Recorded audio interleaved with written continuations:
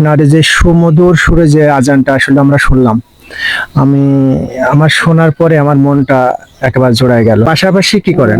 আমি আপনার ওই যে ঘাস কাটা মেশিন আছে, আমার নিজের মেশিন আছে, ওই মেশিন আমি মহল্লায় মহল্লায় যেয়ে ঘাস কেটে দিয়ে আসেন। জি। তো এখন এখন কি অবস্থা? এখন আলহামদুলিল্লাহ ওই কাজই করি। আপনার একটা হাত নাকি নিয়ে একটু দেখাবেন, যেহেতু আপনার এই ঘাস ঘাস কাটতে কাটতে কিন্তু হাতটা কেটেছে নাকি? জি জি, আমার এই ঘাস কাটা মেশিনে কেটে গেছে। জি জি। তো আপনি এখন এক হাত দিয়ে কিভাবে করেন? যে আমি এক হাতে আমার একটা লোক রাখা আছে, মানে ওই তানার সাথে আমি থাকি। এটা কত বছর আগে কেটেছে? এটা কেসেট 8 বছর কি হয়তো বা পার হয়ে গেছে। ছেলে মেয়ে কয়জন? আমার 2টা ছেলে। 2টা ছেলে। জি। এতে আল্লাহর রহমতে সংসার চলে যায় আলহামদুলিল্লাহ। তো আপনি আরো মানে এই বাদে আজান বাদে আর কি পারেন? আজান বাদে কি আর কোনো? হ্যাঁ, ওই ইসলামী সঙ্গীত পারি কিছু। তো আমাদের একটা কি ইসলামী সঙ্গীত উপহার দিবেন?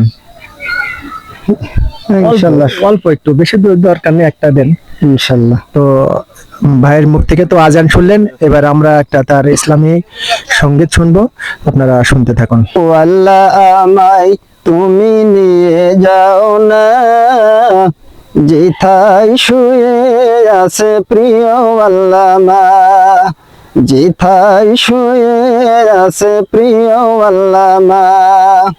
ও আল্লাহ, আমায় তুমি নিয়ে যাও না, যেথায় শুয়ে আছে প্রিয় আল্লামা, যেথায় শুয়ে আছে প্রিয় আল্লামা। এ জগতে ময়না পাখি আর উড়বে না, এ জগতে ময়না পাখি আর উড়বে না, না না।